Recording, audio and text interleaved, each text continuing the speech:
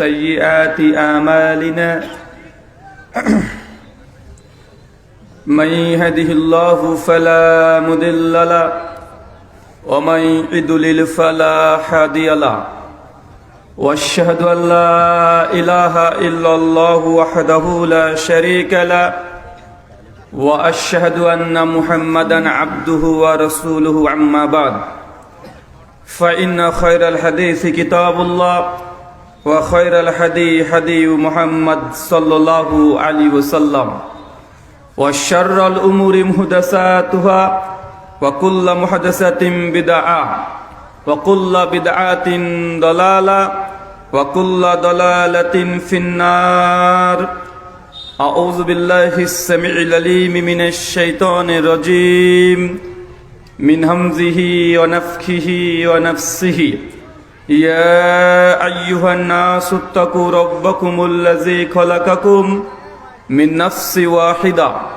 وخلق منها زوجها وبث منهما رجالا كثيرا ونساء واتقوا الله الذي تساءلون به والأرحام إن الله كان عليكم رقيبا يا أيها الذين آمنوا اتقوا الله وقولوا قولا سديدا يصلح لكم أعمالكم يغفر لكم ذنوبكم ومن يطع الله ورسوله فقد فاز فوزا عظيما قال رب اشرح لي صدري ويسر لي أمري واحلل عقدة من لساني يفقهوا قولي ربي زدني علما وزدني فهما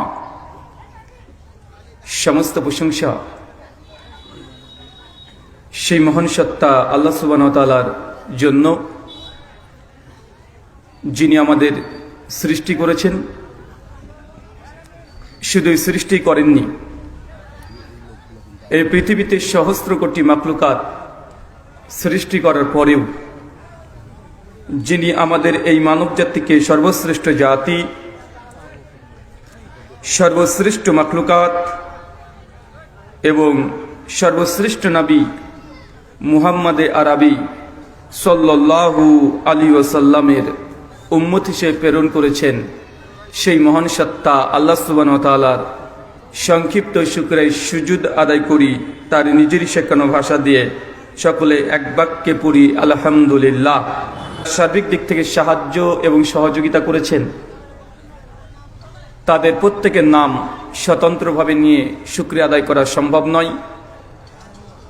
তারপরেও আজকের আলোচনা সভার সভাপতি সাহেব এবং সহসভাপতি, অতিথি এবং বিশেষ অতিথি সহ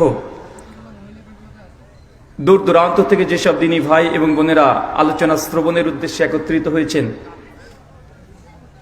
আল্লাহ সুবহানাহু ওয়া তাআলা তুমি তাদের প্রত্যেকের নেক নিয়াত এবং নেক আমলগুলোকে কবুল করে নাও। সকলে পড়ি আমিন। মহান সত্তা আল্লাহ সুবহানাহু ওয়া তাআলার কাছে দোয়া, এই প্রার্থনা, আল্লাহ সুবহানাহু ওয়া তাআলা আজকের এই আলোচনার সভাটিকে সফল করার জন্য যারা সার্বিক দিক থেকে সাহায্য এবং সহযোগিতা করেছেন, বিশেষ করে অর্থ, শ্রম, মেধা, দোয়া এবং পরামর্শ দিয়ে, আল্লাহ সুবহানাহু ওয়া তাআলা তুমি তাদেরও নেক নিয়াত এবং নেক আমলগুলোকে কবুল করে নাও। সকলে পড়ি আমিন। সম্মানিত সুধী, বাদ মাগরিব থেকেই বিভিন্ন আলোচক তারা পবিত্র কোরআনুল কারীম এবং হাদিসে মুবারাকা থেকে অনেক গুরুত্বপূর্ণ আলোচনা আপনাদের সামনে পেশ করেছেন। আজকের এই আলোচনা সভার অন্তিম লগ্নে আপনাদের সামনে উপস্থিত হয়েছি নির্দিষ্ট একটি বিষয়ের উপরে আলোকপাত করার জন্য। আজকে যে বিষয়ে সংক্ষিপ্ত গুরুত্বপূর্ণ আলোচনা করব, আজকের আলোচ্য বিষয়, যে আমলে জান্নাতে ঘর পাওয়া যায়। কি বললাম বলেন তো? আরো জোরে বলেন। যে আমলগুলো করলে জান্নাতে ঘর পাওয়া যায়। কেননা আমরা যেহেতু মুসলিম, আর মুসলিম হোক আর অমুসলিম হোক, অথবা অ্যাথিস্ট নাস্তিক হোক, প্রত্যেক মানুষের একটা কমন বিশ্বাস, আর বিশ্বাস না, এটাই চিরন্তন সত্য কথা যে আজকে আমরা দুনিয়াতে আছি, একদিন আমরা দুনিয়াতে থাকবো না। মৃত্যু অনিবার্য সত্য কথা।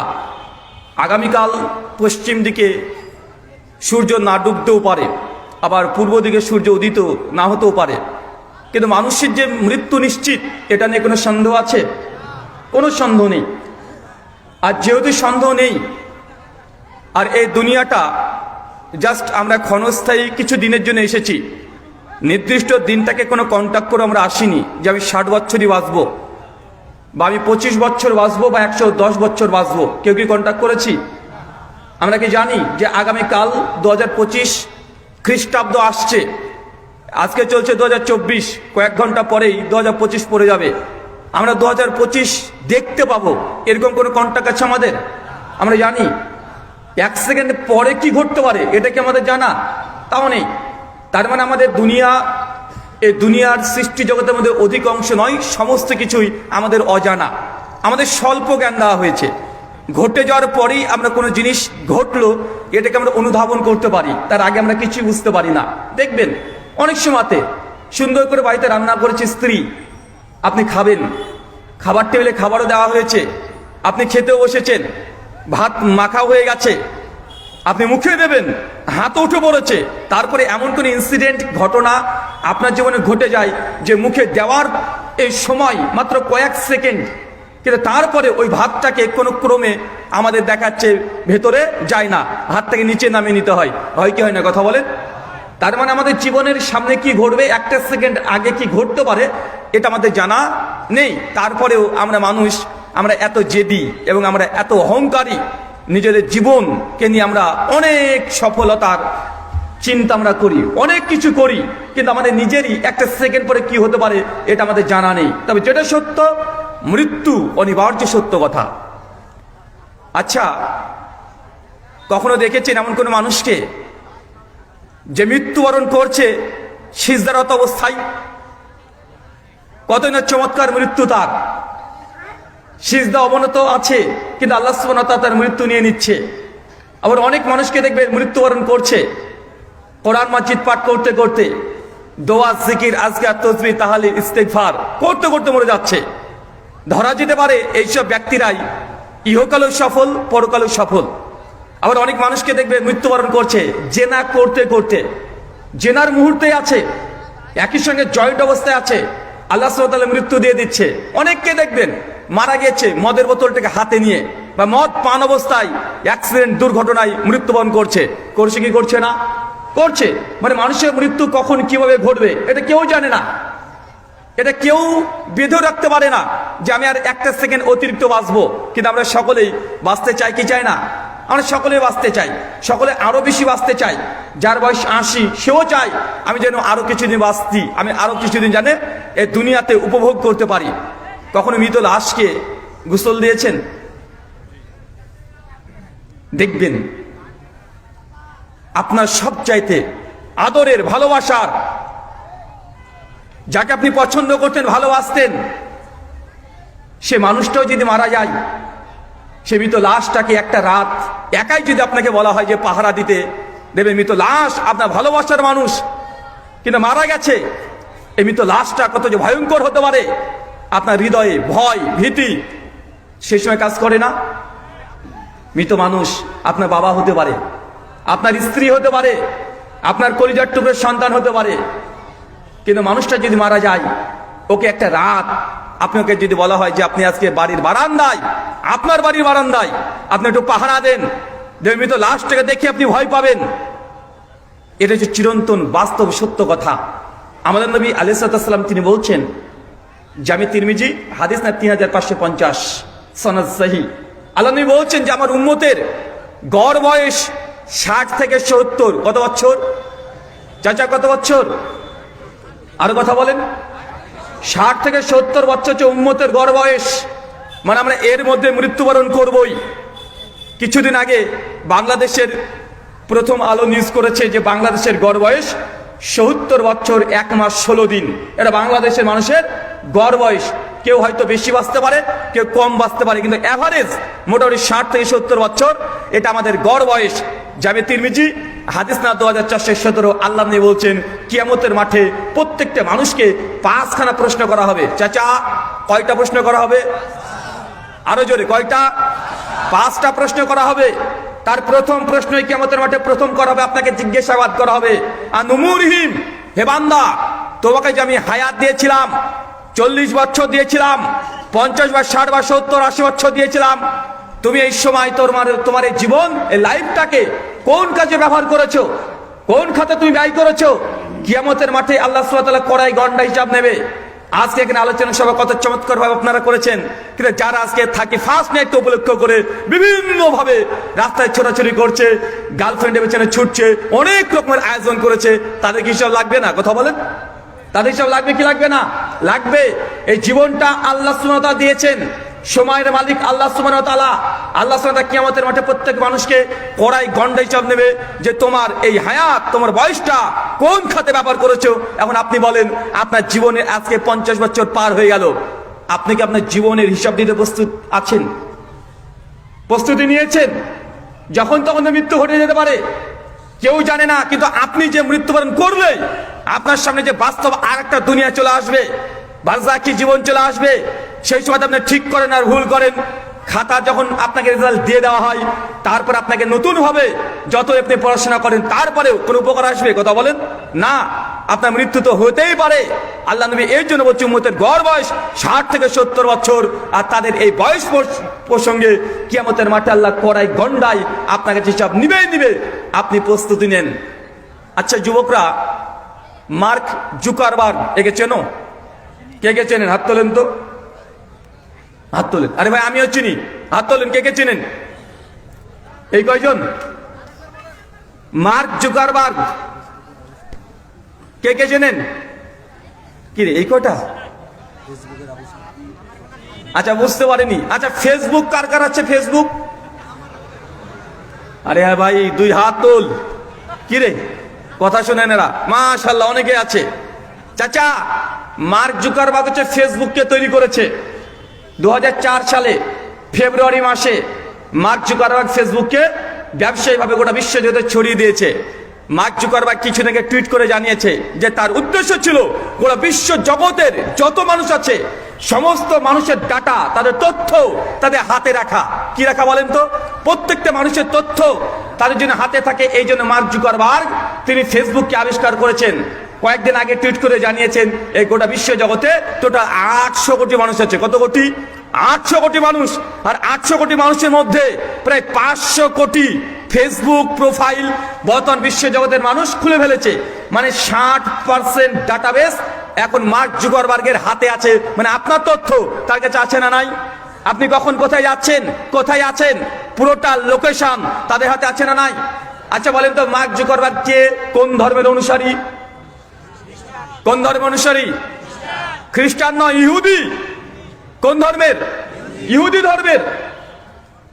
আমরা যে ইহুদিদের বিরুদ্ধে ব্রাশ, পেপসুডেন্ট এগুলো ব্যবহার করেন, এগুলো মালিককে, পেপসুডেন্টের মালিককে, পেপসুডেন্ট কোম্পানি মালিক একজন ইহুদি। আপনি এরপরে মনে করছেন যে না একটু টিভিটা দেখবো। টিভিতে কি দেখবেন? আপনি হুজুর মানুষ, সিনেমাতে দেখা যাবে না। আপনি ভাবছেন যে জন্তু জানোয়ার এগুলো দেখবো। এখন কোন চ্যানেল দেখেন বেশি? ডিসকভার আর ন্যাশনাল জিওগ্রাফি। মালিককে? ইহুদি।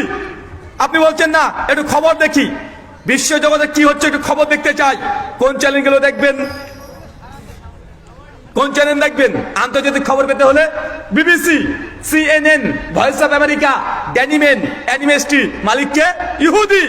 আপনি যদি মনে করেন যে না একটু সিনেমা দেখবো, হলিউড মুভি, কোন চ্যানেলগুলোকে বেছে নেন? HBO। মালিককে? ইহুদি। যদি মনে করেন যে না বাচ্চার ছেলেকে একটু কার্টুন দেখাবো, আপনার ছেলে কার্টুন দেখছে, কোন চ্যানেল দেখে? CN, cartoon network. মালিককে? ইহুদি। পোগো। মালিককে? ইহুদি। মানে আপনি যাই করেন না কেন, সকাল থেকে রাত্রি বিছানায় যাওয়া পর্যন্ত ইহুদিরা যত জিনিসকে আবিষ্কার করেছে আমরা তার সঙ্গে অতপ্রত্যভাবে জড়িত আছি না নাই? আছি। আপনি যদি হসপিটালে যান, মেডিকেল সায়েন্সের কমপক্ষে 75 থেকে 80% যন্ত্র সবকিছু আবিষ্কার কারা করেছে? ইহুদিরা। আল্ট্রাসোনোগ্রাফি থেকে শুরু করে যা আছে সবগুলো তাদেরই আবিষ্কার। সামনে ক্যামেরা আছে, ক্যামেরা লেন্সের মালিককে? কে তৈরি করেছে? ইহুদি।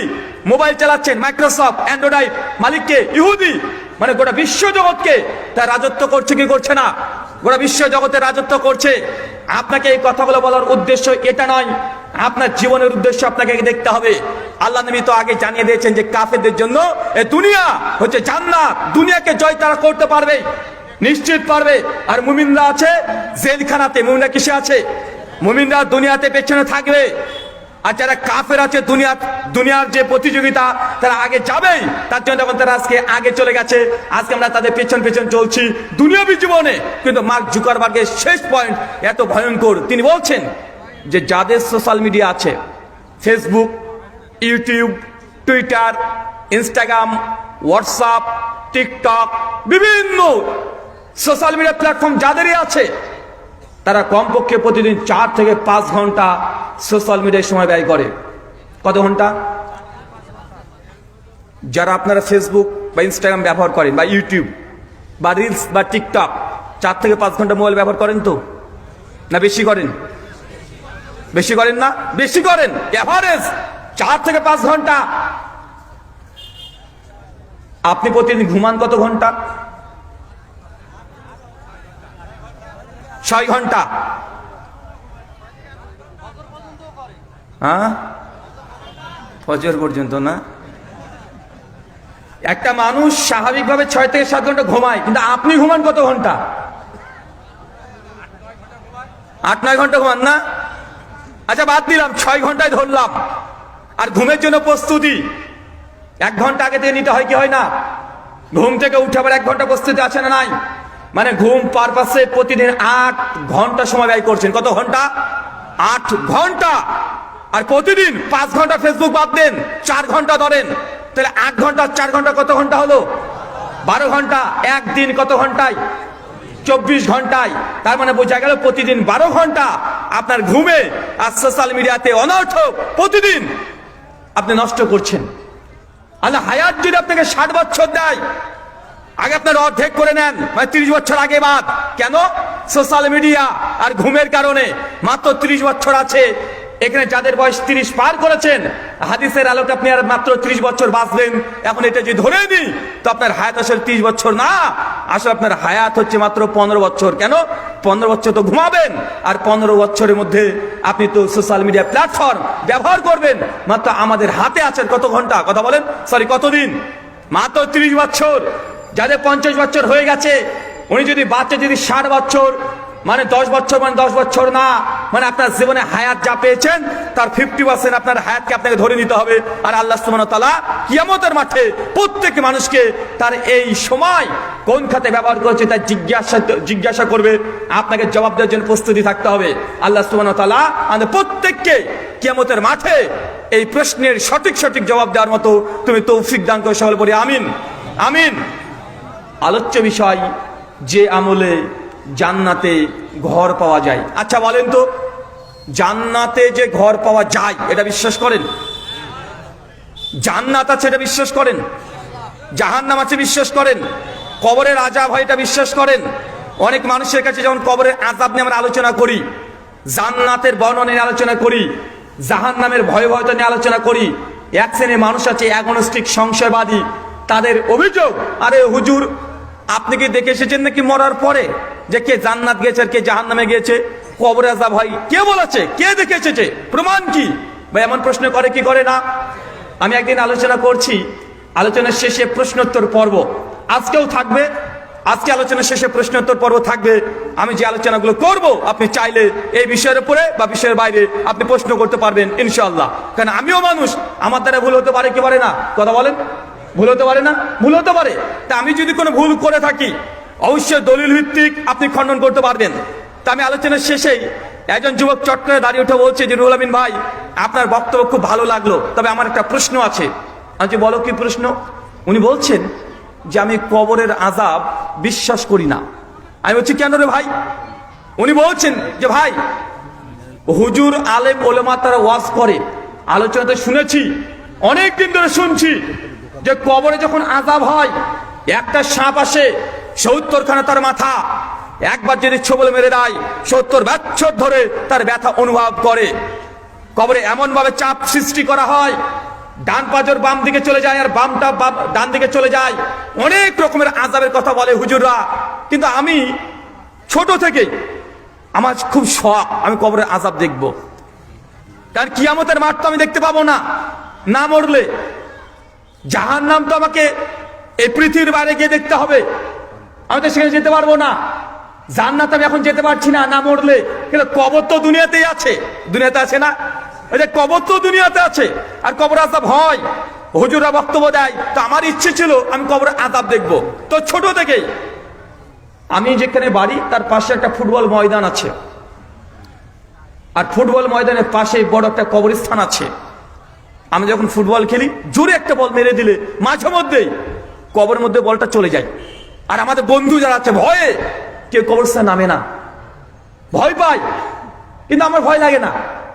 যখনই বলটা নিচে চলে যায়, আমি আস্তে আস্তে আস্তে চলে যাই, যে বলটাকে নিয়ে তাকিয়ে দেখি, কই কবর আযাব তো দেখা যায় না, কোনো আযাবই হয় না। হুজুরা বলে সাপ থাকে, এটা থাকে, ওটা থাকে, কই কিছুতে দেখা যায় না। মাঝে মধ্যে একটা আমাদের দুনিয়ার সাপগুলোকে দেখা যায়, ওই ভেন্টির সাপ, খড়ির সাপ, এগুলোকে দেখা যায়। ৭০ মাথালা সাপ কই, কিছু দেখতে পাই না, হাড় হুড্ডি পড়ে আছে। অতএব দীর্ঘদিন ধরে চেষ্টা করছি, কই কবরের আযাব, কিছুই বোঝা যায় না। অতএব আমি কবরের আযাবকে বিশ্বাস করি না। ভাই প্রশ্নটা তো যৌক্তিক, তাই না? এবং অনেক মানুষের মধ্যে প্রশ্ন আছে, তাদের কাছে আর প্রশ্ন, ভাই স্বপ্ন দেখেন? কে কে স্বপ্ন দেখেন একটু হাত তোলেন তো। মাশাআল্লাহ। স্বপ্ন দেখি মানে স্বপ্ন দেখতে দেখতে অনেক কিছু ঘটে যায়, ওটার বাকিটুকু বললাম না কি ঘটে। যারা আনম্যারিড, অবিবাহিত, তাদের যে কি কি ঘটে ওটার খোলা মঞ্চে বলা যাবে না। আচ্ছা, আপনি যখন স্বপ্নের মধ্যে কখনো কোনো খাবার খেয়েছেন? কি খেয়েছেন গো? আপেল আর আঙ্গুর খেয়েছেন? মাশাআল্লাহ। আচ্ছা, স্বপ্নে যে আপেল আর আঙ্গুর খেয়েছেন ওটাকে ঝাল ছিল? আমাদের বিজ্ঞান বা সায়েন্স আমাদেরকে শেখায় মানুষের জ্ঞান অর্জন করার 5টা মাধ্যম। কয়টা মাধ্যম? 5টা। কি কি? চক্ষু, কর্ণ, নাসিকা, জিহ্বা আর ত্বক। মানুষের 5টা মাধ্যম দিয়ে জ্ঞান অর্জন করতে পারে, এর বাইরে আর জ্ঞান অর্জন করার কোনো মাধ্যম নেই। যেমন কোনো কিছু জ্ঞান অর্জন করতে হলে আপনি একটা ঘটনা দেখছেন চোখ দিয়ে, আপনি জ্ঞান অর্জন করলেন। আচ্ছা, চোখ নেই, সে কিভাবে জ্ঞান অর্জন করে? কান দিয়ে শুনে শুনে, শুনে শুনে হয় না হাফেজ অনেকে, কান দিয়ে শুনে শুনে সে জ্ঞান অর্জন করছে।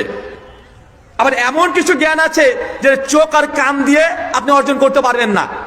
যেমন উদাহরণস্বরূপ মিষ্টি, এটা ঝাল না টক, চোখ দিয়ে দেখলে বোঝা যায়। কানের মধ্যে মিষ্টি ঢেলে দিলে বুঝতে পারবেন। কি করতে হবে? জিভ দিয়ে খেতে হবে, মানে জিহ্বার কাজ স্বাদ, টেস্টকে বুঝা। এবং আপনি জ্ঞান অর্জন করবেন যে এই তেঁতুল এটা টক, মিষ্টি এটা মিষ্টি, অ্যাপেল এটা মিষ্টি, কাঁচা লঙ্কা ঝাল। এটা কিসের কাজ? কানের কাজ, ত্বকের কাজ, চোখের কাজ না, এটা জিহ্বার কাজ। জিহ্বা ছাড়া কেউ বলতে পারবে না, কেননা অনেক কাঁচা লঙ্কা আছে, সেটা মিষ্টি হয় কি হয় না? অনেক আমরা হয়, মিষ্টি হয় কি হয় না? সৌদি আরবের তেঁতুল মিষ্টি হয় কি হয় না? তাই তেঁতুল মানে যে মিষ্টি এমনটা নয়, তেঁতুল কখনো টক হতে পারে, মিষ্টি হতে পারে। তার জন্য জিভ ছাড়া এই টেস্ট আপনি অনুধাবন করতে পারবেন না। আবার এমন কিছু জ্ঞান অর্জন করতে হয় যে চোখ দিয়েও হয় না, কান দিয়েও হয় না, আবার জিভ দিয়েও হয় না। ওটার জন্য লাগে নাক। কি লাগে? নাক। কোনটার কি সেন্ট, কি গন্ধ, সুগন্ধি না দুর্গন্ধ, বোঝার জন্য কি লাগে? কি লাগে? নাক ছাড়া আপনি বুঝতে পারবেন না। আর এমন কিছু জ্ঞান আছে চোখ কান নাক দিয়ে আপনি বুঝতে পারবেন না। এর জন্য ত্বকের প্রয়োজন। যেন আগুন, এটা যে তাপ দেয়, আপনি চোখ দিয়ে বুঝতে পারবেন? কথা বলেন। আপনি ওটার জন্য কি লাগবে? আপনাকে এই ত্বক লাগবে। বরফ দিলে ঠান্ডা লাগবে, খোঁচা দিলে আপনার ব্যথা পাবে। এই সমস্ত জ্ঞান অর্জন করার কয়টা মাধ্যম বললাম? এটা কাদের দাবি? এটা বিজ্ঞানীদের দাবি।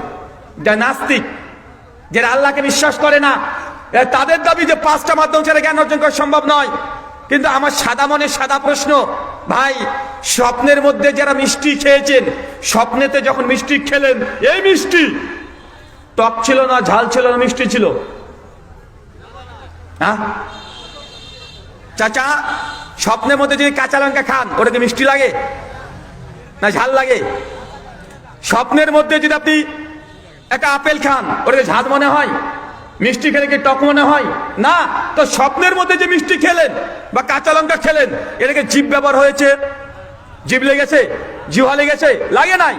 কিন্তু তারপরে টেস্ট আমরা বুঝতে পারছি কি পারছি না? পাচ্ছি।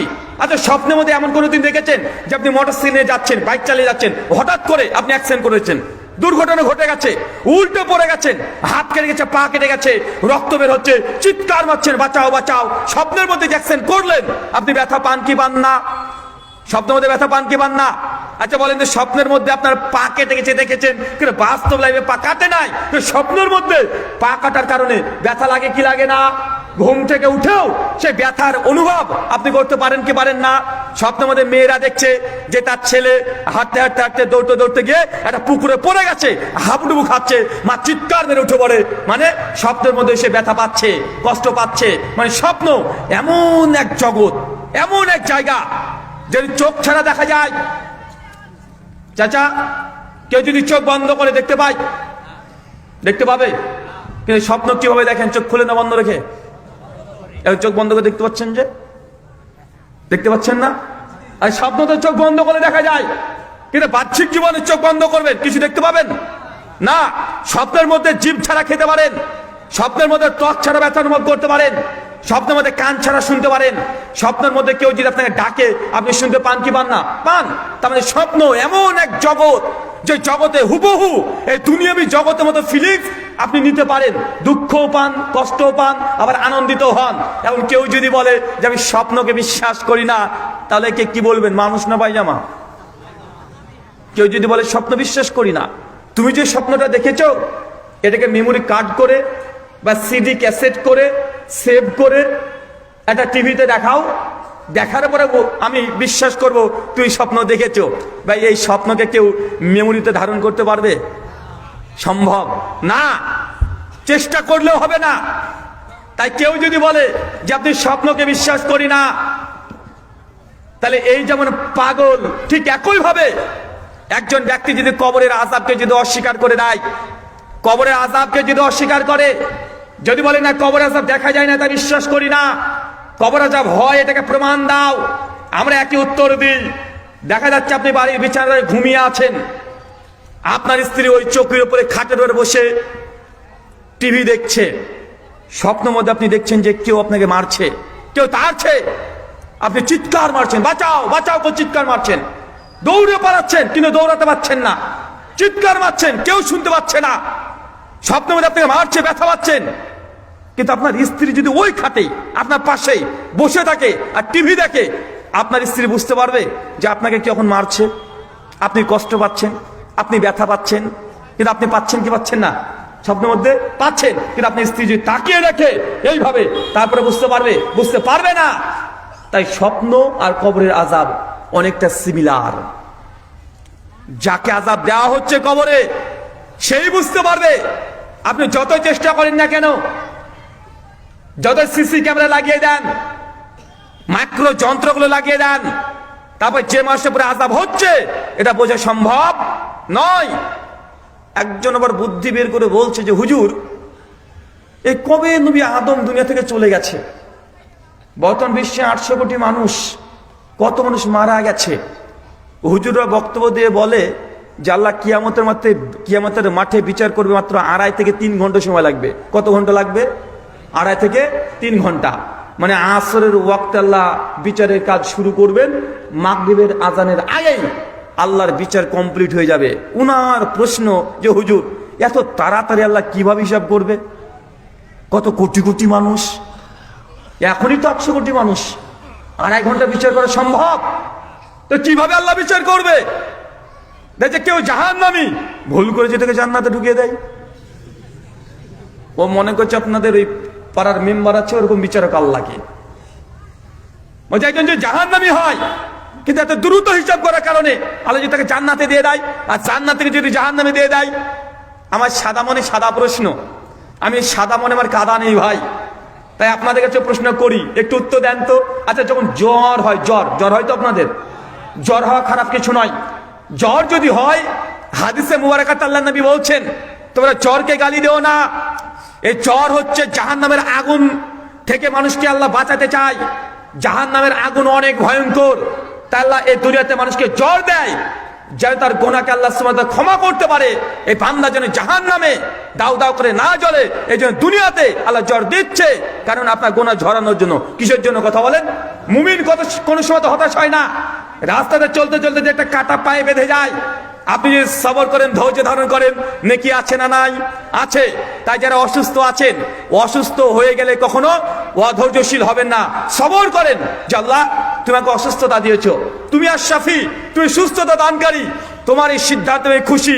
আপনি ধৈর্য ধারণ করেন, সবর করেন, তসবিহ তাহলিল জিকির আজকার করেন, ইনশাআল্লাহ এই অসুস্থতায় আপনার জন্য জান্নাতের কারণ হয়ে যাবে। করবো তো ইনশাআল্লাহ? অসুস্থতাকে গাল নয়, অসুস্থতা কে দেয়? কথা বলেন, কে দেয়? আল্লাহ সুবহানাহু ওয়া তাআলা দেয়। তিনি সুস্থ করেন, তিনি আশ-শাফি। তার কাছে চাইবেন যে আল্লাহ তুমি আমাকে পরিত্রাণ দান করো। আল্লাহ সুবহানাহু আপনাকে অসুস্থ দেয় এই জন্যই, কারণ আল্লাহ আপনার কল্যাণ চাই, ভালো চাই। দুনিয়ার ছোট ছোট এই আযাবে যেন পরকালে জাহান্নামের আগুন থেকে বাঁচতে পারেন, এই জন্য আল্লাহ আপনাকে ভালোবেসে আপনাকে জ্বর দেয়, আপনাকে অসুস্থতা দেয়। এটা আপনাকে ভালোবাসার কারণে, আপনাকে দুনিয়াতে আযাব দেওয়ার জন্য নয়।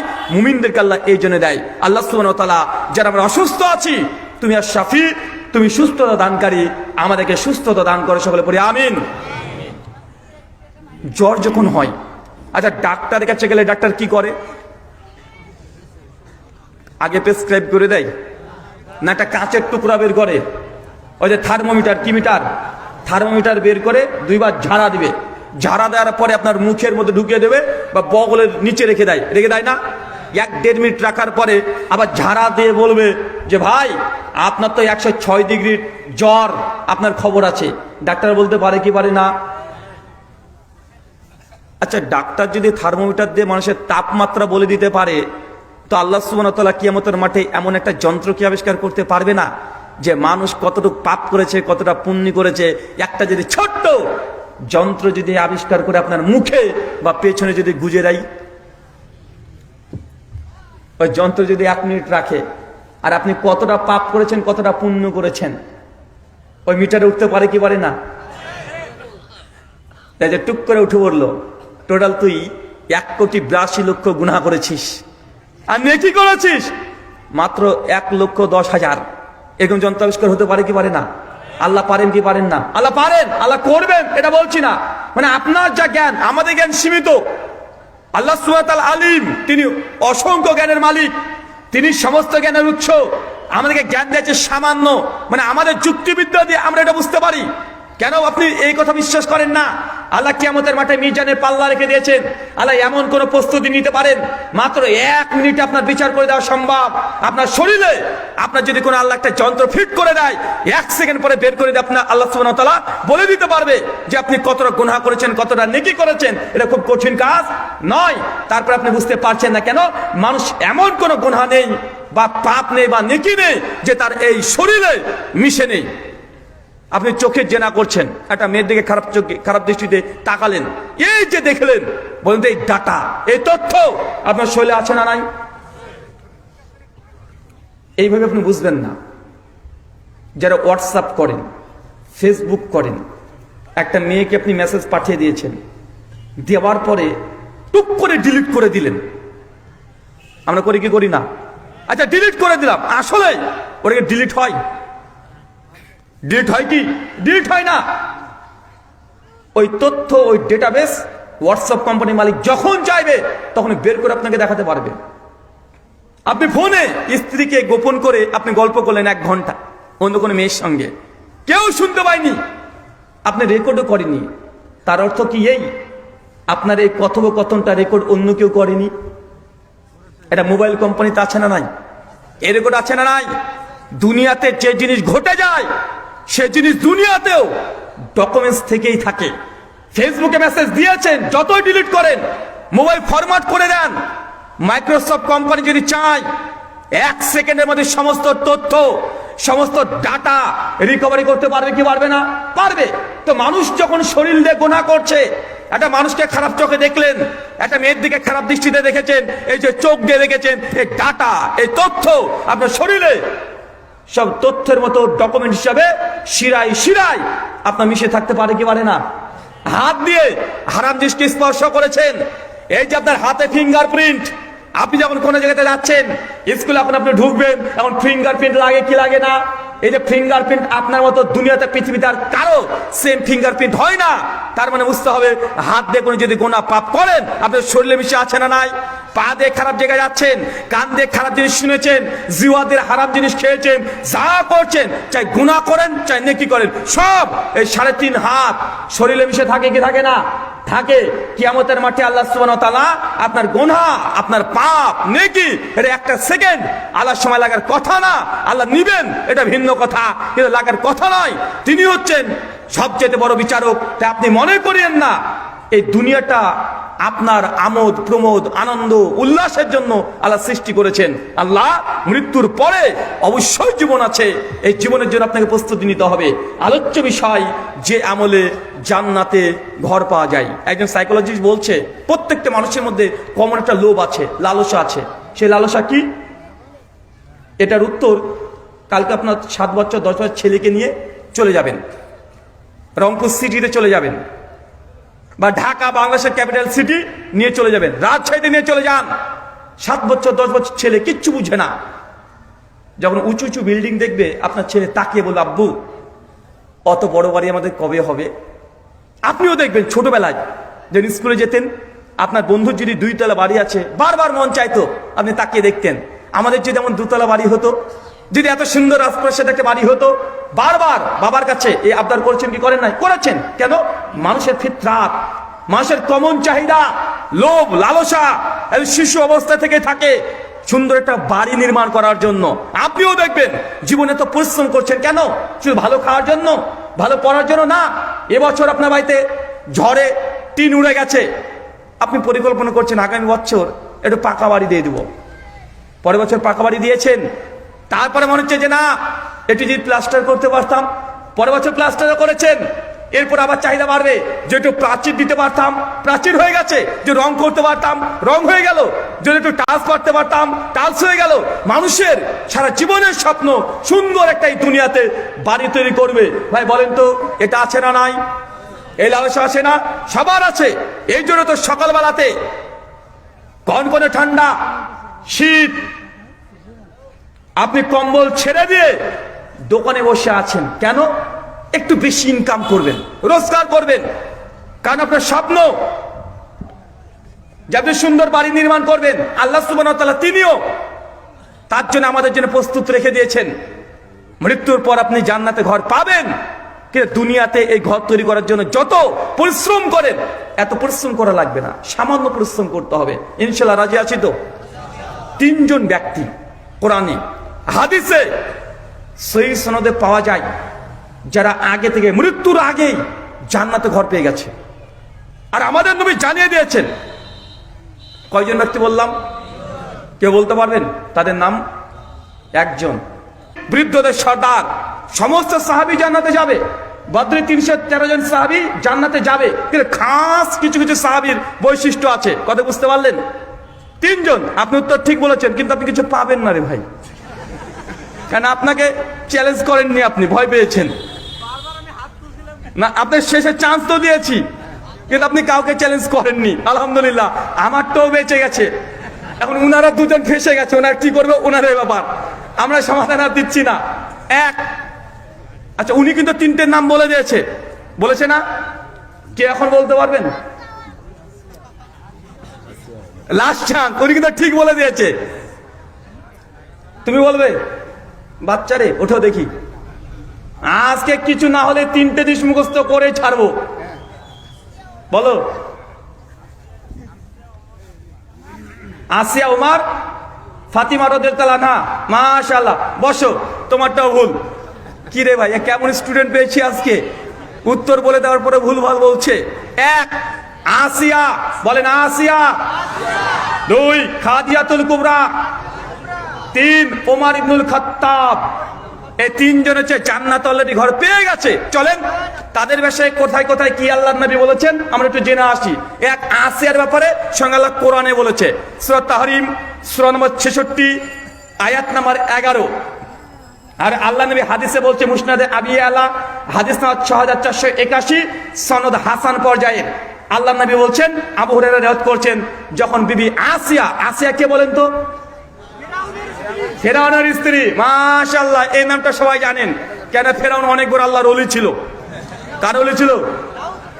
ফেরাউন আল্লাহর ওলি ছিল না? তো উনি যদি আল্লাহর ওলি না হয়, ওনার স্ত্রী জান্নাতে ঘর পাইতে কি হবে?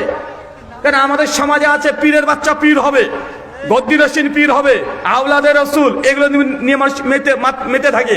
অথচ ফেরাউন এক কথায় বারোটা, পৃথিবীর সবচেয়ে নিকৃষ্ট পাপী খারাপ মানুষ যদি প্রশ্নে আসে, উত্তর কি হবে? ফেরাউন। অথচ ফেরাউনের স্ত্রী জান্নাতে ঘর পাচ্ছে।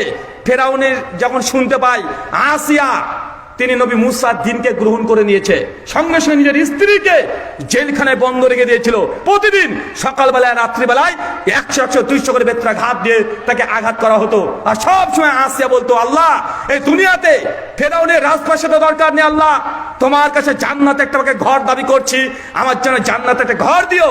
আল্লাহ নবীর উপরে কোরআন মাজিদ সূরা তাহরিমের 11 নম্বর আয়াত আসছে যে সেই দিন আল্লাহ আসিয়ার দোয়াকে কবুল করে নিয়েছে। আসিয়া মৃত্যুর আগে সে জান্নাতে কোন ঘর পাবে এক ঝলক দেখে দেওয়া হয়েছে। মুসনাদ আবি আলা হাদিস 6481-তে হাসান সাহেবের বর্ণনা আছে। তার মানে বুঝতে পারলাম আসিয়া জান্নাতে ঘর পাবে। কারণ কি? আসিয়া ধৈর্য, তার সবর এত উঁচু মানের যে ফেরাউনের মতো ব্যক্তির সঙ্গে সে সংসার করেছে। অথচ আমাদের মায়েদেরকে দেখেন, আমাদের বোনদেরকে দেখেন, একটু যদি স্বামীর সঙ্গে 19-20 হয়ে যায়, ডাইরেক্ট মুখের উপরে তর্ক করতে শুরু করে দেয়। আছে না নাই? 19-20 হলেই স্বামীকে বলছে, আরে আমি বলে তোমার মতো ব্যক্তির সঙ্গে সংসার করে গেলাম, অন্য কেউ যদি হতো জিন্দেগিতে তোমার সঙ্গে সংসার করতো না। বলে কি বলে না? আচ্ছা, আমি বলেই তোমার সঙ্গে সংসার করলাম, অন্য কোনো মেয়ে হলে জীবনের সংসার করতে পারতো না। যখন এই কথা বলবে না, তখন একবার বলবেন, চান্স নিয়ে দেখো, চান্স নিয়ে দেখো, যে আমি বলে পারলাম, অন্য কেউ পারবে না, একটা চান্স দাও তাহলে দেখি, তাহলে বুঝতে পারবে। জান্নাতে আরেকজন রমণী, আরেকজন নারী জান্নাতে ঘর পেয়েছে, হাদিস নেই, তবে জান্নাতে আল্লাহ নবী তাকে ঘুরে বেড়াতে দেখেছে। আমরা হুজুররা তো অনেক আলোচনা করি যে আল্লাহ যখন মেরাজে গেলেন তখন জাহান্নামে দেখছে নারী আর নারী, জাহান্নাম নারী দিয়ে পূর্ণ। অথচ জান্নাতে প্রথম ঘর পাচ্ছে নারী। আমার নবী মেরাজে গিয়ে জান্নাতে একজন নারীকে দেখে এসেছে, সে ঘোরাঘুরি করছে। তার নাম কি বলেন? হচ্ছে নারী বাবা, নাম হচ্ছে রুমাইসা। কি নাম? রুমাইসা। তার স্বামীর নাম কি? আবু তালহা। ছেলের নাম কি? আনাস বিন মালিক। মনে থাকবে? রুমাইসা। সে মুসলিম 1728 নম্বর হাদিস। আল্লাহ নবী বলছেন, যখন মেরাজে গেলাম দেখছি জান্নাতে একটা ঘরের সামনে দিয়ে রুমাইসা হেঁটে বেড়াচ্ছে। কেন হেঁটে বেড়াচ্ছে? কারণ বিভিন্ন হাদিসে মজুদ আছে। একটা ছোট্ট কারণ বলি, যে রুমাইসা কি এমন আমল করেছিল যে জান্নাতে নবী আগে থেকে দেখে এসেছে, উনি মারাই যাননি, অথচ জান্নাতে ঘুরে বেড়াচ্ছে। আল্লাহ নবী বলছেন, সাহাবীরা রিওয়ায়াত করছেন যে আবু তালহাকে আল্লাহ নবী একদিন বলছে, আবু তালহা জিহাদে যেতে হবে, 1.5 মাসের জন্য জিহাদে চলে যেতে হবে। আবু তালহা আল্লাহ নবীর এই কথা শুনে উনি প্রস্তুতি নিয়ে নিয়েছেন। অথচ আবু তালহার সন্তান অসুস্থ, কিন্তু আবু তালহা আল্লাহ নবীর ডাক শুনে উনি জিহাদে বেরিয়ে চলে গেছেন। 1.5 মাস পর প্রায় আবু তালহা বাড়িতে ফিরছেন। সবাই জানাজানি হয়ে গেছে যে জিহাদে যে কাফেরা গিয়েছিল আজকে আবার আসছে। আর যেই দিন আবু তালহা আসছে, ওই দিন তার নিজের কলিজার টুকরা সন্তান মারা গেছে। আর আবু তালহার স্ত্রী সঙ্গে সঙ্গে যখন শুনেছে আজকে স্বামী আসবে, অথচ সন্তান মারা গেছে, 1.5 মাস পর স্বামী আসছে, রুমাইসা তখন গোটা গ্রামবাসীর কাছে ঘরে ঘরে গিয়েছে, শোনো, আমার সন্তান যে মারা গিয়েছে, তোমরা কেউ আমার স্বামীকে জানাবে না। অনেকদিন পর আসছে, তার অনেক স্বপ্ন। স্বামী স্ত্রী জানে, স্বামী যদি স্ত্রীকে ছাড়া যদি প্রবাসে থাকে, এটা কষ্ট লাগে না ভাই? যেদিন বাড়িতে ফিরেন সেটা একটা আলাদা আনন্দ কাজ করে না? করে, একটা আবেগ কাজ করে। রুমাইসা গোটা প্রতিবেশীকে বলেছে, কেউ বলবে না আমার স্বামীকে যে আমার সন্তান মারা গেছে। যদি এসে যদি শোনে যে সন্তান মারা গেছে, ও নিজেকে ধরে রাখতে পারবে না। ঠিক গভীর রাত্রিতে আবু তালহা যখন বাড়িতে ফিরেছেন, রুমাইসা তখন পানির বোতলটাকে আগিয়ে দিয়েছেন, তথা অজু করার জন্য পানি দিয়েছেন। আবু তালা অজু করেছেন, জিজ্ঞাসা করছেন আমার ছেলেটা কেমন আছে। রুমাইসা বলছে তার স্ত্রী যে আপনার ছেলেকে আপনি যে অবস্থায় রেখে গিয়েছিলেন আলহামদুলিল্লাহ তার চাইতে অনেক ভালো আল্লাহ আপনার ছেলেকে রেখেছে। ওই দেখেন আপনার ছেলেটা বিছানায় ঘুমাচ্ছে। মানে রুমাইসা তার নিজের সন্তান, মৃত সন্তানকে বিছানাতে চাদর দিয়ে ঢেকে রেখে দিয়েছেন। আবু তালা মনে করছে যে আলহামদুলিল্লাহ ছেলে মনে ভালো হয়ে গেছে। তাই স্ত্রী বলছে যে আপনি যে অবস্থায় রেখে গিয়েছিলেন তার চাইতে অনেক ভালো আছে। আবু তালাকে খাবার দিয়েছে, খাবার খেয়েছে। রুমাইসা সুন্দর করে সেজেছে। অনেকদিন পর স্বামী আসছে, সুন্দর করে নিজেকে পরিপাটি করে সেজেছে। আবু তালা খাওয়া দাওয়া শেষ করে সে বিছানায় চলে গেছে। রুমাইসা সুন্দর করে সাজগোজ করে স্বামীর কাছে বিছানায় চলে গেছে। সারা রাত ধরে তারা নিজেরা স্বামী স্ত্রী যেমন গল্প গুজব হয় গল্পতে মেতে উঠেছে। একটা পর্যায়ে এসেছে স্বামী স্ত্রীর শারীরিক সম্পর্ক যেটা হয় ভালোবাসার উষ্ণ মুহূর্ত, তারা সেই কাজটাও করেছে। রুমাইসা তারপরে দেখছি যে আবু তালহা দীর্ঘ 1.5 মাস সফরে ছিল, কষ্ট ক্লান্তি আস্তে আস্তে সব কমে গেছে। আবু তালহা ফুরফুরে মেজাজ, আর কোনো তার মধ্যে এই যে কষ্ট তার নাই। রুমাইসা তখন বলছে তার নিজ স্ত্রী যে আবু তালহা একটা প্রশ্ন করে উত্তর দেবেন। যে বলো।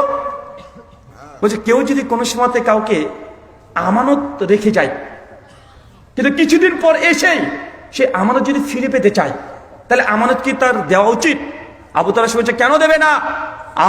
আমানতের খেয়ানত করতে নেই। আমরা মুসলমান হয়েছি, আমানতের খেয়ানত করতে নেই। যদি কেউ আমানত রেখে যায় যখনই চাইবে তাকে দিয়ে দিবে। রুমাইসা চট করে উত্তর দিয়ে আবু তালহা বলছে আবু তালহা আপনি ধৈর্য ধারণ করেন, আপনি সবর করেন। আল্লাহ আমাদেরকে যে আমানত আমাদের সন্তান দিয়েছিল সেই সন্তান আজকে সকালেই মৃত্যুবরণ করেছে। আবু তালহা সঙ্গে সঙ্গে চট করে বিছানায় উঠে পড়েছে। রুমাইসা তুমি কি বলছো? সন্তান আমার মারা গেছে, অথচ তুমি এতক্ষণ জানাও নাই, এত কিছু ঘটে গেল। আবু তালহা ছুটে চলে গেছে, মসজিদে চলে গেছে। আল্লাহ নবী এসেছেন ফজর সালাত আদায় করে শেষে আল্লাহ নবীকে বলছেন আবু তালহা আল্লাহ নবী আজকে আমার স্ত্রী আমার সঙ্গে এই আচরণ করেছে, এখন আমি কি করতে পারি? আমার ছেলে মারা গেছে, অথচ আমাকে জানাই নাই। সে আমার সঙ্গে সারা রাত গল্প করেছে, সারা রাত সে আমার সঙ্গে ফিজিক্যালে ছিল, আল্লাহ নবী কি করতে পারি? আল্লাহ নবী আবু তালহা বলছে আবু তালহা তোমাদের ওই মিলনকে আল্লাহ এমন ভাবে কবুল করে নিয়েছে, ওই মিলন আল্লাহ বরকত ঢেলে দিয়েছে। ইমাম আজহার আসকালানী ফাতুল বারীর মধ্যে অনেকগুলো রিওয়ায়াত নিয়ে এসে বলছেন তারপরে আবু তালহা আর রুমাইসার গর্ভে যতগুলো সন্তান হয়েছে সবগুলো বড় বড় আলেম হয়েছে, সবগুলো কোরআনের হাফেজ হয়েছে। এটা কোনো কেচ্চা কাহিনী নয়, সহিহ বুখারী মুসলিমের হাদিস, সহিহ সনদে প্রমাণিত। মানে রুমাইসার যে দূরদর্শিতা, স্বামীর প্রতি ভালোবাসা, স্বামী যেন বিন্দু পরিমাণে যেন কষ্ট না পায়, তার যে মানে বিচক্ষণতা, এই জন্য জান্নাতে আগে থেকে ঘর পেয়ে গেছে। কিন্তু আমাদের মায়েদেরকে দেখেন, বোনেদেরকে দেখেন, স্বামী সারাদিন পর বাড়িতে ফিরছে, অভিযোগের পর অভিযোগ, অভিযোগের পর অভিযোগ, এই করেছে ওই করেছে, এই জিনিস ওই জিনিস আসে না নাই। এখন এরা কি জান্নাতে ঘর পাবে? না এরা জাহান্নামে দাও দাও করে জ্বলবে। তাই মায়েদেরকে আমি আগে বলেছি, মা তুমি সবসময় স্বামীর প্রতি অভিযোগ করো, তোমার স্বামীকে ফেরানোর চাইতেও খারাপ মনে হয়। আরে ফেরাউনের ঘরে আসিয়া যদি সংসার করতে পারে, প্রতিদিন 100 বেত্রাঘাত যদি সহ্য করতে পারে, আপনার স্বামীকে প্রতিদিন 100 করে বেত্রাঘাত আপনাকে মারে, ফেরানোর মতো পাপী খারাপ মানুষকে আপনার স্বামী না, তারপর আপনি কত অভিযোগ করছেন? আপনি সবর করেন, ধৈর্য ধারণ করেন, ইনশাআল্লাহ আপনিও জান্নাতে ঘর পাবেন ইনশাআল্লাহ। করবো তো ইনশাআল্লাহ, ইনশাআল্লাহ। 2 আরেকজন ব্যক্তি খাদিজাতুল কুবরা, কি বললাম? ইনিকে নবীর প্রথম স্ত্রী আমার খাদিজাতুল কুবরা। সহিহ বুখারী 3820 নম্বর হাদিস, 3820 নম্বর হাদিস। একদিন ফেরেশতা জিবরিল নবীর ঘরে চলে এসেছেন ডাইরেক্ট। আম্মা খাদিজা উল্টো দিক থেকে আসছেন, হাতে একটা খাবারের পাত্র আছে। জিবরিল এসে আল্লাহ নবী ইয়া রাসূলুল্লাহ ওই দেখেন আপনার স্ত্রী আসছে, হাতে একটা পাত্র আছে, আপনি খাদিজাকে বলেন আল্লাহ এখনই খাদিজার জন্য আসমান থেকে সালাম পাঠিয়েছে। বলতো কাকে সালাম পাঠিয়েছে? কে পাঠিয়েছে? আল্লাহ পাঠিয়েছে। চিন্তা করতে পারছেন? সঙ্গে আল্লাহ খাদিজাকে সালাম দিয়েছে। জিবরিল বলছে ইয়া রাসূলুল্লাহ আপনার স্ত্রীকে জানিয়ে দেন যে খাদিজার জন্য জান্নাত আল্লাহ এত সুন্দর চমৎকার দৃষ্টিনন্দন ঘর তৈরি করে গেছে, মনিম মুক্তা দিয়ে এত চকচকে, যার ভিতর থেকে বাইরে দেখা যায় আর বাইরে থেকে ভিতর দেখা যায়। আপনি বলে দেন আপনার স্ত্রী খাদিজাকে তার জন্য জান্নাতে ঘর আছে। 3, ওমর ইবনুল খাত্তাব, ইসলামের দ্বিতীয় খলিফা ফারুক আজম ওমর ইবনুল খাত্তাব। সহিহ বুখারী 3242 নম্বর হাদিস। আল্লাহ নবী যখন জান্নাতে পরিদর্শন করছেন ফেরেশতা জিবরিলের সঙ্গে, দেখছে একটা ঘরের সামনে একটা মেয়ে ওযু করছে, আর বারবার নবীর চোখ ওই ঘরটাতে চলে যায়। জিবরিলকে বলছে, জিবরিল এত চমৎকার ঘরটা কার, এত সুন্দর ঘরটা কার? জিবরিল বলছে, ইয়া রাসূলুল্লাহ এটা আপনার উম্মতের ওমরের জন্য আল্লাহ তো চমৎকার ঘর তৈরি করে গেছেন। আল্লাহ নবী বলছেন, যেমন বারবার মন চাইছিল ওমরের ঘরে যাই, একবার প্রবেশ করি, কিন্তু ওমরের সম্মানের দিকে লক্ষ্য করে আমি সেই ঘরে প্রবেশ করিনি। আল্লাহ নবী যখন এসে ওমরকে এই কথা বলছে, ওমর তোমার ঘর আমি রেখে এসেছি জান্নাতে, ওমর ইবনুল খাত্তাব হাউমাউ করে কাঁদছে যে তার জন্য আল্লাহ স্পেশাল একটা ঘর তৈরি করে গেছেন। জান্নাতের খবর শুনে সাহাবীরা কাঁদতেন, কবরের আযাব শুনে সাহাবীরা কাঁদতেন। তাদের ঈমান, তাদের তাকওয়া কত উঁচু, অথচ জান্নাত জাহান্নাম তো দূরের কথা। আমরা যখন জান্নাত জাহান্নাম কিয়ামতের আলামত নিয়ে কথা বলি, মানুষ আমাদের কথাতে হাসে, মানুষ বিশ্বাস করে না। তাই তাদের ঈমান, তাদের বিশ্বাসটা কত দৃঢ় ছিল আপনি কল্পনা করতে পারছেন? চলেন 5খানা আমল বলবো। কয়টা? কথা বলেন। 5খানা আমল বলবো, যে 5টা আমল করলে আপনিও জান্নাতে ঘর পাবেন। রাজি আছি তো ইনশাআল্লাহ?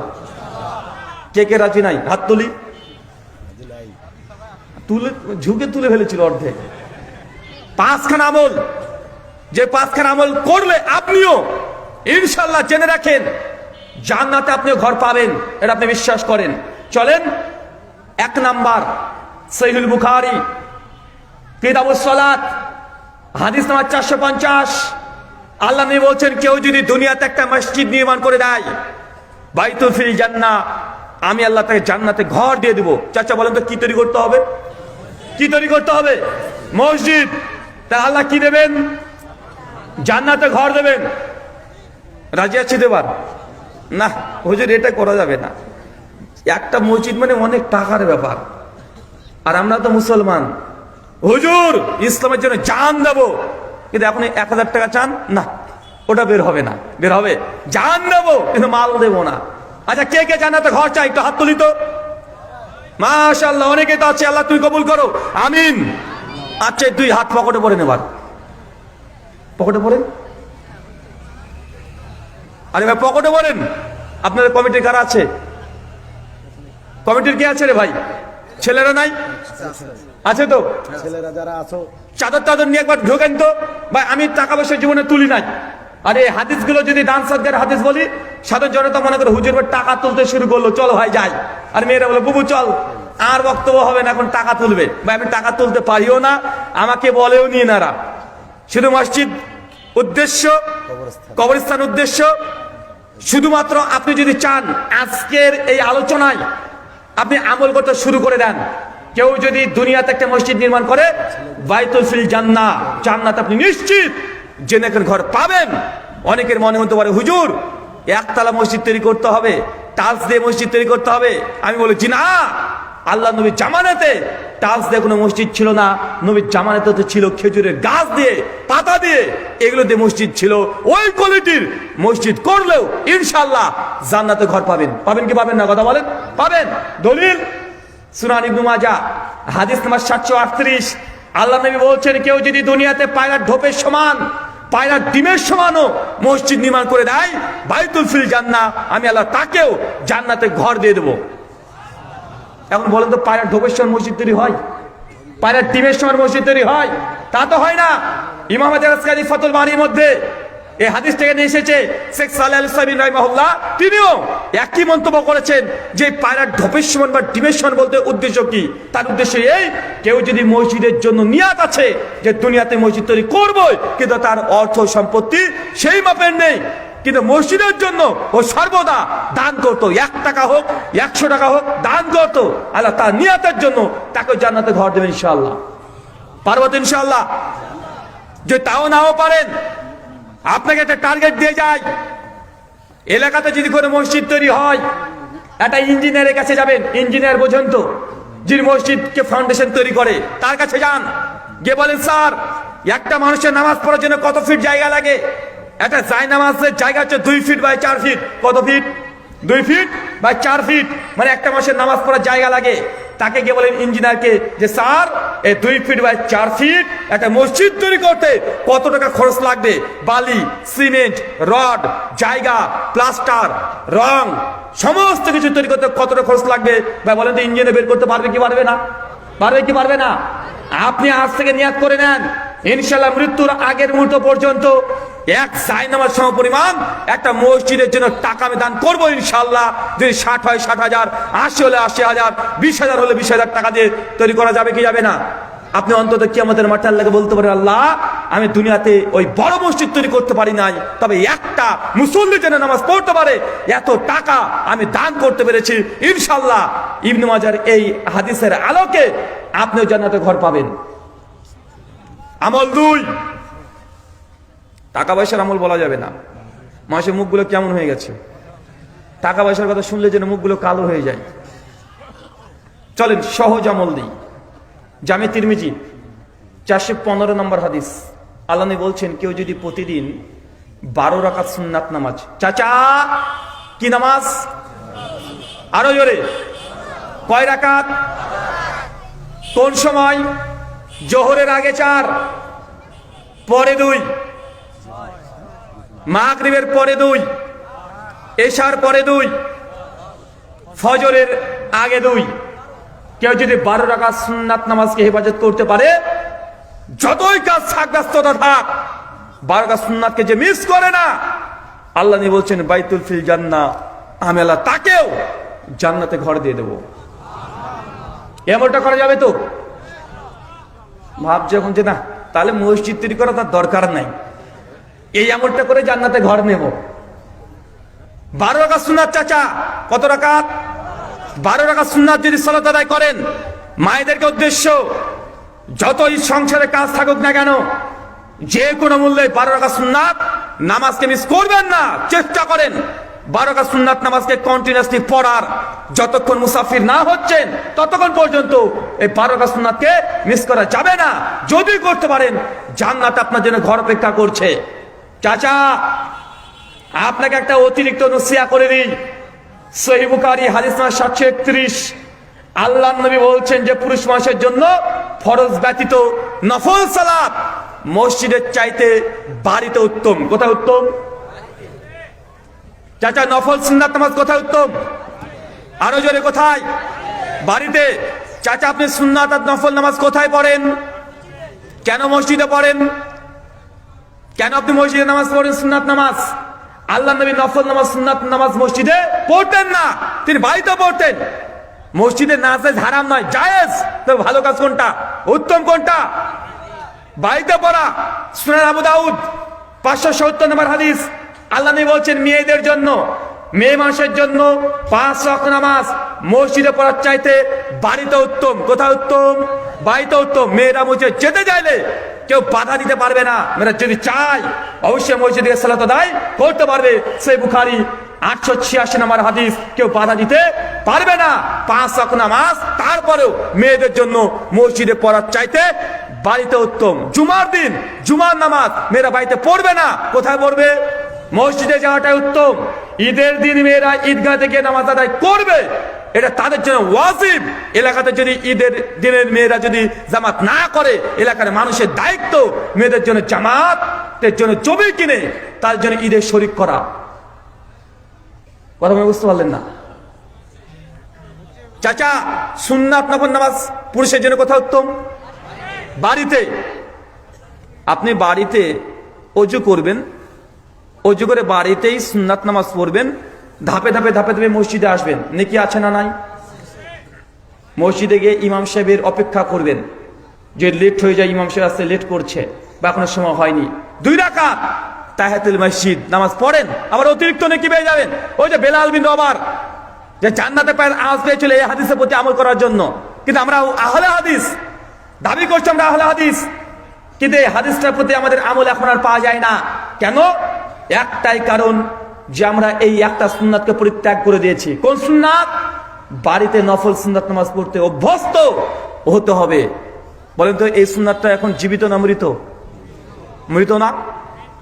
তাবরানী আওসাত 859 নম্বর হাদিস, আল্লাহ নবী বলছেন কেউ যদি আমার মৃত সুন্নাতকে জীবিত করে, তার আমল নামে 50 জন শহীদের মর্যাদা দেওয়া হবে। দেখেন, একটা সুন্নাতকে পরিত্যাগ করার কারণে কতগুলো হাদিসের প্রতি আমল নেই, কতগুলো হাদিসের প্রতি আমল নেই। আপনি তাহাজ্জুদ মসজিদ আর পড়ছেন না কেন? ওই যে মসজিদে ঢুকেই আপনি সুন্নাতে দাঁড়িয়ে যাচ্ছেন না, এই সালাতটা আদায় করা হচ্ছে না। তাই আপনি বাড়িতে নফল নামাজ আর সুন্নাত নামাজ পড়তে অভ্যস্ত হন। আবু বকর রাদিয়াল্লাহু আনহু, ওমর ইবনুল খাত্তাব, তাদের প্রত্যেকের বাড়িতে একটা আলাদা ঘর ছিল, একটা জায়গা ছিল ইবাদত করার জন্য। সালফে সালিহদের প্রত্যেকের বাড়িতে, বেশিরভাগ বাড়িতে একটা ইবাদত খানা ছিল। ইবাদত খানা মানে একটা ঘর থাকবে। আপনার বাড়িতে আপনার ছেলের ঘর আছে, মেয়ের ঘর আছে, নিজের ঘর আছে, আল্লাহর ঘর কই? আল্লাহর ঘরটা কই যেখানে আপনি ইবাদত করবেন? আপনার মেয়েরা নামাজ পড়বে, আল্লাহর সঙ্গে কথা বলা দরকার। রাত্রিবেলাতে টুক করে অজু করে আপনি তাহাজ্জুদের নামাজে দাঁড়িয়ে যাবেন, তাসবিহ, তাহলিল, জিকির, আজকার, কোরআন পাঠ করার জন্য একটা ঘর লাগবে কি লাগবে না? কথা বলেন। এটা মুসলমানদের ঐতিহ্য ছিল যে বাড়িতে সবার ঘর আছে, একটা ইবাদতখানা এক্সট্রা তৈরি করতে হবে। কিন্তু এই সুন্নাত এখন মুসলমানরা পালন করছে না। এই সুন্নাত নিয়েছে হিন্দু ভাইরা। কারা নিয়েছে? এরা হিন্দুরা নিয়েছে। হিন্দুরা যতই গরিব হোক, যত ভাঙা বাড়ি হোক, তারপর দেখবেন তাদের বাড়িতে গেলে আপনি দেখবেন একটা ছোট্ট করে হলেও একটা ঠাকুরের ঘর করেছে কি করে নাই? ঠাকুর ঘর আছে না নাই? আছে। সিঁড়ির তলা হলে তারা করবে, রান্নাঘরের কোনায় হলেও একটা ছোট্ট করে ঘর করে দেয়। যখন তাদের প্রয়োজন হয় ও ঠাকুরের কাছে গিয়ে ওং ভূর ভুবাস্বহা তৎসবিতুর বরেণ্যম ভার্গো দেবস্য ধীমহি, তারা মন্ত্র পাঠ করে না? এই সুন্নাত কাদের? এটা মুসলমানদের। তাই চাচা দ্রুত গতিতে বাড়িতে একটা ইবাদত খানা তৈরি করবেন। পাকা ইট দিয়ে করতে হবে এমনটি নয়, একটা টিন দিয়ে করেন। তাও যদি সামর্থ্য না হয় পাটকাঠি দিয়ে করেন, তাও না পারলে একটা ত্রিপল দিয়ে করেন, বাড়ির দোতলাতে করেন, বাড়ির পেছনেও করেন, যে কোনো জায়গায় একটা ইবাদত খানা তৈরি করেন।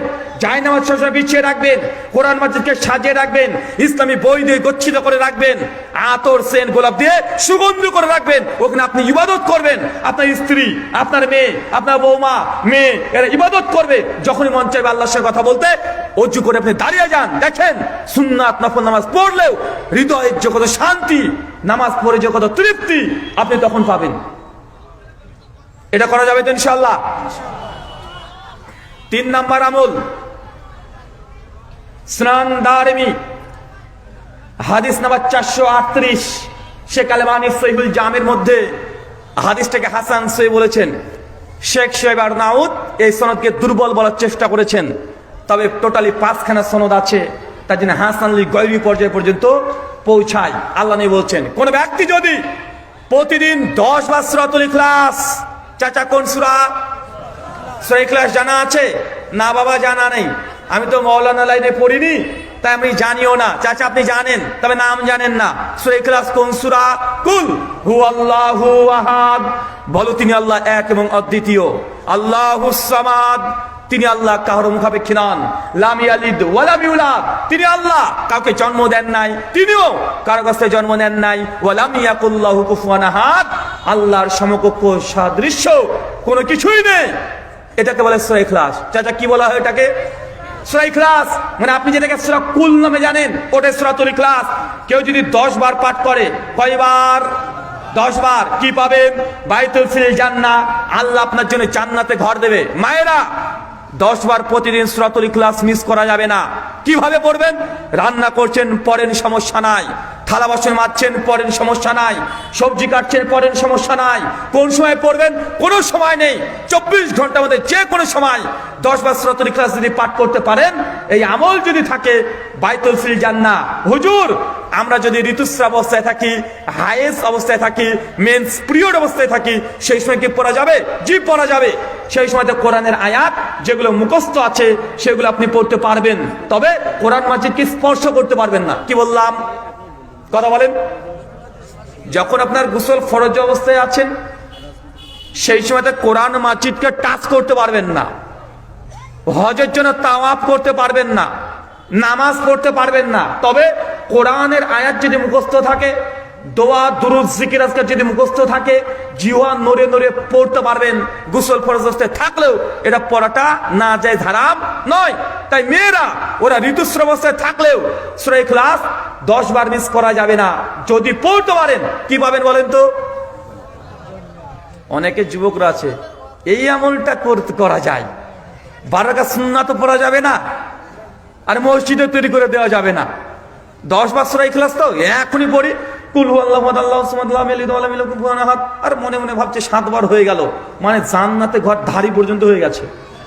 ও ভাবছে আজকে একবারে পড়েই জান্নাতে ঘর তৈরি করে নিয়ে এই মসজিদ থেকে যাবে। ভাই, একদিন পড়লে ধারি কি একটা ইটও পাবা না। এটা একটা আমল, খাস আমল, মৃত্যুর আগের দিন পর্যন্ত এই আমল করে যেতে হবে। কথাটা বুঝতে পারলেন? এটা আমল খাস, খুশুসি আমল। এই আমলটা ঝড় আসছে, মনে হলো যে আজ তো পড়িনি, পড়ে নিবেন। বাপ মারা গেছে, মাটি দিয়ে আসলেন, আজ তো আমার ইখলাস পড়া হয় নাই, ইখলাস সূরাটা পড়ে নিবেন। মানে এইভাবে এই সূরা ইখলাস মিস করা যাবে না। যদি এইভাবে তাওয়াতুর আমল যদি আপনার আমলনামায় থেকে যায়, ইনশাআল্লাহ জান্নাতে ঘর পাবেনই পাবেন। পড়া যাবেন ইনশাআল্লাহ। সূরা ইখলাসের এত মূল্য কেন জানেন? কারণ সূরা ইখলাস হচ্ছে আল্লাহর ডেফিনেশন। কি আল্লাহর ডেফিনেশন? এই সূরা ইখলাস হচ্ছে আল্লাহ সুবহানাহু ওয়া তাআলা গোটা পরিচয় দেওয়া আছে। সূরা ইখলাস দিয়ে গোটা বিশ্বের যত ধর্মের ঈশ্বর আছে সবগুলোকে রিজেক্ট করা যায়। প্রথম, কুল হুয়াল্লাহু আহাদ, বলো তিনি আল্লাহ এক এবং অদ্বিতীয়। খ্রিস্টানরা বলছে না না, এক আল্লাহ কিছু করতে পারে নাকি? আল্লাহ হচ্ছে 3 জন, এক পিতা, পুত্র, পবিত্র আত্মা। বলে কি বলে না? মানে সূরা ইখলাস দিয়ে তাদের কনসেপ্ট বাতিল। আল্লাহুস সামাদ, আল্লাহ কারো মুখাপেক্ষী নন। লক্ষ্মী, দুর্গা, কালী, সরস্বতী, ভগবতী, রাম, কৃষ্ণ যেই বলেন না কেন তারা মুখাপেক্ষী কি মুখাপেক্ষী নয়? তারা মুখাপেক্ষী। লাম ইয়ালিদ ওয়া লাম ইউলাদ, যিনি আল্লাহ হবেন তিনি কখনো জন্মগ্রহণ করবেন না এবং তিনিও কাছে জন্ম নেন না। খ্রিস্টানরা জিজাসকে গড মনে করে বা সন অফ গড মনে করে, মানে তিনি জন্মগ্রহণ করেছেন। রাম, তার বাপের নাম হচ্ছে দশরথ, তিনিও জন্মগ্রহণ করেছেন। শ্রীকৃষ্ণ, তিনি দেবীকির ঘরে জন্মগ্রহণ করেছেন। পৃথিবীতে যত ঈশ্বর আছে তার জন্মগ্রহণ করেছে কি করে নাই? করেছে। তাই সূরা ইখলাস এমন একটা সূরা, ছোট্ট সূরা হলেও এই 4 আয়াতে আল্লাহর সম্পূর্ণ পরিচয় এর মধ্যে দেওয়া আছে। কয়টা আমল বলেছি? কয়টা বললাম? কটা আমলের কথা মানে বলার কথা বলেছি? 5টা। আর একটা দিয়ে দিই, 4 নাম্বার আমল। কোন ব্যক্তি যদি, আবার এই আমলটা যেটা বলবো এটা হালাল ছাড়া কেউ করতে চায় না। মুসনাদে আহমদ, হাদিস না 16103, সনদ সহিহ। আল্লাহ বলছেন তোমরা যখন কাতারে দাঁড়াবে, নামাজে দাঁড়াবে, কাদের সঙ্গে কাঁধ, পায়ের সঙ্গে পা লাগিয়ে দাঁড়াও, মাঝখানে ফাঁকাকে বন্ধ রাখো, কাতারকে একদম সোজা রাখবে। কেউ যদি কাতারকে জমাতবদ্ধ সীসা ঢালে পাঁচের মতো দাঁড়িয়ে যায়, আল্লাহ নবী বলছেন বাইতুল ফিল জান্নাহ, ওই ব্যক্তির জন্য জান্নাতে ঘর দেওয়া হবে। চাচা বলেন তো এই আমলটা সহজ না? কি করতে হবে? কাদের সঙ্গে কাঁধ, পায়ের সঙ্গে পা লাগিয়ে সোজা নিজ দায়িত্ব করে নিতে হবে। এইটা আমল যদি আপনার থাকে জান্নাতে ঘর পেয়ে যাবেন। অথচ আমাদের সমাজে দেখবেন যে আপনি যদি কাদের সঙ্গে কাঁধ, পায়ের সঙ্গে পা লাগাতে যান, পাশে যদি চাচার বয়সের লোক থাকে আর আপনি ছোট মানুষ পায়ে লাগিয়ে দিয়েছেন, চট করে উঠে দাঁড়িয়ে বলে এই বিয়াদবের বাচ্চা, বিয়াদব, তোর বাপের চেয়ে তুমি বলে জানিস তুই পাতুল্লি মানে? বলে কি বলে না? বিশেষ করে আমাদের হানাফি ভাইরা এটাকে বেশি বলে। পায়ের সঙ্গে পা, কাদের সঙ্গে কাঁধ লাগানো ফজিলত, বাইতুল ফিল জান্নাহ, জান্নাতে ঘর পাবে। এই আমলটা আলহামদুলিল্লাহ আহলে হাদিস সমাজে আছে। এই আমলটা বন্ধ করা যাবে না। তবে হ্যাঁ, কোন হানাফি ভাই দাঁড়িয়েছে, কাদের সঙ্গে কাঁধ লাগিয়েছেন, পায়ের সঙ্গে পা দিচ্ছেন, সে সরিয়ে নিচ্ছে, একবার দিলেন, আরেকবার দিতে গেলেন আবার সরিয়ে নিলেন, আপনার দিবেন না। কি করবেন না? দেবেন না। আপনার নিয়াত ছিল, আপনি চেষ্টা করেছেন, কেউ ইগনোর করেছে, ও পাবে না। এর আপনি নিয়াতের কারণে আপনি ইনশাআল্লাহ জান্নাতে ঘর পাবেন। কথা কি বুঝতে পারলেন? কয়টা আমল বলেছি? 4টে। আরেকটা আমল দেব, এই আমলটা কঠিন। সুনান আবু দাউদ 4800 নম্বর হাদিস। নবী বলছেন কোন এক পজিশন এসেছে যে আপনি জানছেন যে আপনি হকের উপরে আছেন, মানে আপনি যে দাবি করেছেন আপনার পজিশন হকের উপরে, তারপরে যদি বিতর্ককে এড়িয়ে চলেন, তাহলে আল্লাহ নবী বলছে জান্নাতে আপনি ঘর পাবেন। কি পাবেন? মানে নিজেকে হক জানার পরে বিতর্ককে এড়িয়ে চলা। কি এড়িয়ে চলা?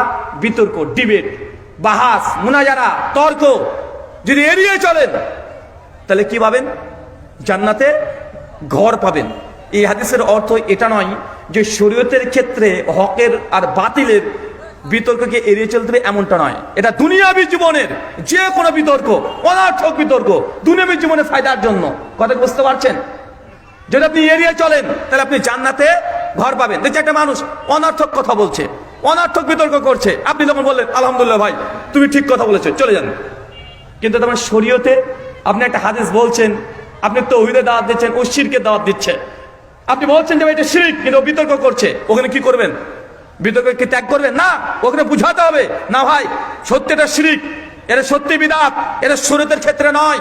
আইনুল মাহবুদের মধ্যে এই হাদিসের বিস্তীর্ণ আলোচনা এবং তাহাকিক করা হয়েছে। আব্দুর রহমান মুরাক্কুরি রাহিমাহুল্লাহ জামে তিরমিজির শরা তওফাতুল আওয়াজির মধ্যেও তিনি আলোচনা করেছেন। তাহলে 5 নম্বর কি বললাম? কি বললাম বলেন? তর্ক বিতর্ককে এড়িয়ে চলা। অনর্থক তর্ক করা দরকার নেই। শরীয়তের ক্ষেত্রে হ্যাঁ তর্ক করতে পারবেন, কিন্তু দুনিয়ার জীবনের ফায়দা লাভের জন্য আপনি তর্ক করার প্রয়োজন নেই। তাকে বিজয়ের কাপ দিয়ে চলে আসছেন। কথা বুঝতে পারছেন না? বলেন তো কয়টা আমলের কথা বলেছি? একজন চট করে দাঁড়িয়ে